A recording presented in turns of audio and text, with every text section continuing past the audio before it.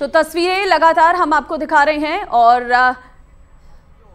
राज्यपाल कलराज मिश्र की वो तस्वीरें आपको दिखा रहे हैं। मतदान केंद्र पर पहुंचे हैं, अपने मताधिकार का प्रयोग कर वोट भी कास्ट कर रहे हैं। मीडिया कर्मी बाहर है, वोट कास्ट कर बाहर भी निकलेंगे, वो भी तस्वीरें आप तक पहुंचाएंगे। राज्यपाल कलराज मिश्र से सीधे जयपुर से ये तस्वीरें आपको दिखाई जा रही है। 199 सीटों पर सबसे बड़ी मेगा कवरेज न्यूज 18 राजस्थान पर आपको दिखा रहे हैं। और इधर महामुकाबला भी ग्राफिक्स के जरिए आप देख लीजिए। सरदारपुरा सीट पर जहां पर मुख्यमंत्री अशोक गहलोत है और वहीं टोंक सीट पर सचिन पायलट, तो उनके सामने अजीत सिंह मेहता इस बार चुनावी मैदान में उतरे हुए हैं। लेकिन इसके पहले जयपुर से सीधे तस्वीरें राज्यपाल कलराज मिश्र की मताधिकार का प्रयोग करने के लिए राज्यपाल कलराज मिश्र पहुंचे हुए हैं। अब आपको वो भी बता रहे हैं कि वोट सेल्फी, क्योंकि इस बार न्यूज 18 राजस्थान जैसे नई टेक्नोलॉजी वैसे ही ज्यादा से ज्यादा लोग मताधिकार का प्रयोग करने के लिए बाहर निकले अपने घरों से, इसलिए वोटिंग। शांति धारीवाल की भी ये तस्वीरें आपको दिखा रहे हैं। कोटा से सीधे तस्वीरें शांति धारीवाल की। शांति धारीवाल का जब नाम आता है तो वो भी देखना चाहिए कि कांग्रेस ने आखिरी लिस्ट में शांति धारीवाल को टिकट दिया। पहले तो 1, 2, 3, 4, 5 लिस्ट में कहीं पर नाम नहीं था, लेकिन शांति धारीवाल को सीधे सीट दिया गया। और कोटा से तस्वीरें जब नामांकन दाखिल करने के लिए मतदान केंद्र पर पहुंचे हैं मतदान करने के लिए शांति धारीवाल की वो सीधे तस्वीरें आपको हम कोटा से बता रहे हैं। बिल्कुल अपने समर्थकों के साथ पहुंचे हुए हैं शांति धारीवाल। ये सीट जो है वो अपने आप में बहुत अहम है, क्योंकि आखिर में जाकर कांग्रेस पार्टी की तरफ से धारीवाल को टिकट दिया गया। पहले बहुत बैठकें हुई, लेकिन उन बैठकों में कोई नतीजा नहीं निकला और उसके बाद आखिरकार धारीवाल का टिकट नहीं कटा, उन्हें टिकट दिया गया है। ऐसे में बड़ी चुनौती उनके सामने होगी कि इस बार किस तरीके से वो भारतीय जनता पार्टी के प्रत्याशी को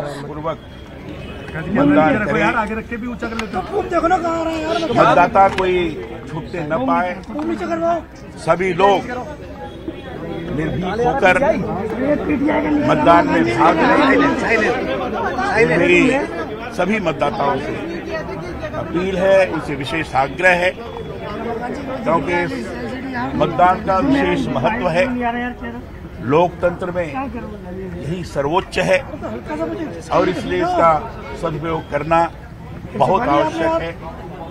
मेरी पुनः प्रदेश की जनता से अपील है कि शांतिपूर्ण ढंग से 2 करोड़ युवा मतदाता है। गवर्नर साहब किस तरह से युवाओं से सभी से नौजवानों से भी, माताओं बहनों से भी, सभी वर्ग के लोगों से भी सबसे अपील है।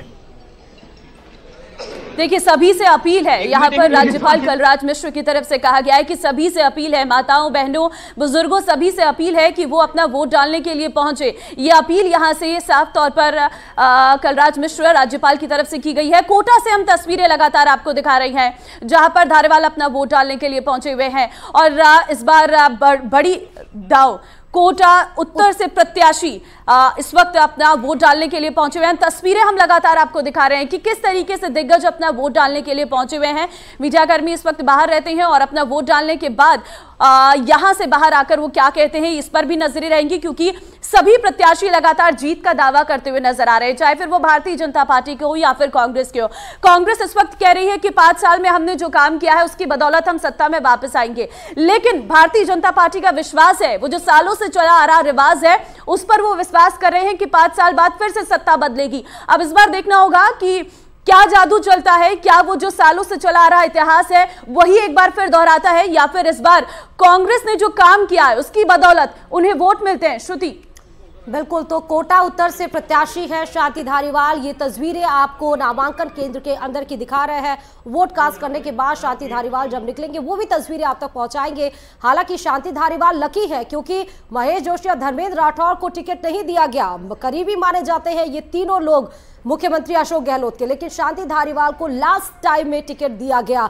हालांकि जिस तरह से देखा जाए महेश जोशी के समर्थक बैठे हुए थे पीसीसी वॉर रूम के सामने, जिस तरह से वो होर्डिंग तख्तियां पकड़े हुए थे और कह रहे थे कि महेश जोशी को टिकट मिलना चाहिए, लेकिन उसी तरह शांति धारीवाल का इस तरह कोई भी रुख इख्तियार नहीं किया गया था। वो शांत थे और शायद उन्हें कहीं ना कहीं उम्मीद थी कि उनको टिकट मिल ही जाएगा। तो लास्ट टाइम में जब कांग्रेस ने अपनी लिस्ट जारी की उसमें शांति धारीवाल का नाम था।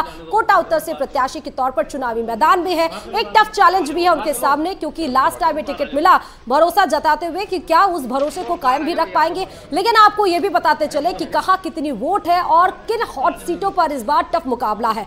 तो महामुकाबला जहां होने वाला है कोलायत से देख लीजिए, अंशुमान सिंह भाटी है और साथ ही भंवर सिंह भाटी कांग्रेस से, दोनों एक दूसरे को टफ फाइट देते हुए इस बार मैदान में उतरे हुए हैं। शांति धारीवाल की इस बीच में आपको तस्वीरें भी दिखा रहे हैं, ग्राफिक्स के माध्यम से आपको वोट सेल्फी भी हम बता रहे हैं कि जिन जिन प्रत्याशी जिन लोगों ने वोट कास्ट किए हैं, मताधिकार का प्रयोग किया है, वो इन नंबर पर अपने व्हाट्सएप इमेज भेज रहे हैं और न्यूज़ 18 राजस्थान लगातार उनको प्रमुखता से दिखा भी रहा है। ये एक अपील भी है, संदेश भी देने की कोशिश की गई है कि आप अपने घरों से बाहर निकलिए, लोकतंत्र के इस महापर्व पर अपने मताधिकार का प्रयोग करिए, क्योंकि अगर आप वोट कास्ट नहीं करेंगे तो आप एक मौका 5 साल के बाद जो आता है उसको खो देंगे। शांति धारीवाल वोट कास्ट करने के बाद मतदान केंद्र से बाहर निकले हैं। महामुकाबला आपको डागर सीट से बता देते हैं। वाजिब अली कांग्रेस की तरफ से है इस बार चुनावी मैदान में, और वहीं जवाहर सिंह बेढम भी बीजेपी से प्रत्याशी है जो कि चुनावी मैदान में है। कोटा उत्तर से शांति धारीवाल, हम आपको लगातार तस्वीरें भी दिखा रहे हैं।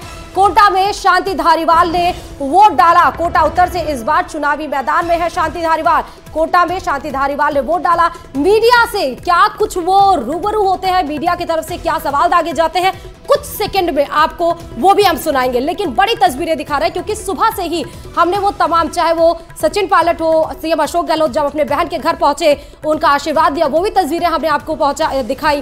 साथ ही हमने आपको वसुंधरा राजे, पूर्व मुख्यमंत्री वसुंधरा राजे को, ताकि वो अच्छी नीतियां बना करके जो है देश के लोगों का जो ज्यादा से ज्यादा फायदा हो, विकास के काम करावे। ये एक्सपेक्टेशन जो लोगों में होता है तो उसका तरीका यही है कि इस प्रकार की वोटिंग करवा करके मतदाता को अधिकार दे करके, ये कांग्रेस ही थी जिसने ये अधिकार दिया। सबसे पहला जो चुनाव हुआ 1952 में, उसमें आपको हर व्यक्ति को अधिकार दिया, जो भी 25, पहले तो शायद 21 था, बाद में 18 हो गया। 18 साल के ऊपर के लड़के या लड़की को जो है वो वोटिंग का राइट दिया। इससे लोकतंत्र मजबूत हो, तो ये बहुत बेहतरीन तरीका है। 5 साल में एक बार आता है, लेकिन आदमी 5 साल की सेवाएं देख करके जो है वो अपने आदमी को चुनता है, अपने जनप्रतिनिधि को चुनता है। क्या लगता है साहब, कैसे परिणाम रहने वाले कांग्रेस को लेकर, किस तरीके के रुझान रहने वाले? कांग्रेस की सरकार बन रही है राजस्थान में, कहीं कोई दिक्कत ही नहीं है, कहीं दिक्कत नहीं है। फुल मेजोरिटी से बन रही है कांग्रेस की सरकार। तो विकास का एजेंडा लेकर के आप जनता के बीच में रहे, और विकास के साथ साथ मतदाताओं की समस्याओं को दूर करने के लिए भी काम करता हूँ, करता रहा हूँ और आगे भी करूँगा। कोटा का मतदाता साहब उत्तर का विकास को लगता है विकास के साथ जाएगा। कोटा का जो विकास हुआ है न केवल उत्तर में हुआ है, दक्षिण में भी हुआ है, लाडपुरा में भी हुआ है। अगर कोटा में 1800 करोड़ रुपया खर्च किया है तो दक्षिण में भी 1200 करोड़ रुपया खर्च किया है, और लाडपुरा में भी 800 करोड़ रुपया खर्च किया है वहां पर विकास के कामों को लेकर के। तो कहीं कोई दिक्कत नहीं है, कहीं कोई विकास की मांग ही नहीं है कि साहब अब ये काम कर दो। लेकिन फिर भी रखरखाव तो जरूरी होता है। एक सड़क अपन बनाते हैं तो वो 3 साल या 4 साल में टूटती है, वापस बनाना पड़ता है। तो ये निरंतर प्रक्रिया है, कंटिन्यूस प्रोसेस है ये।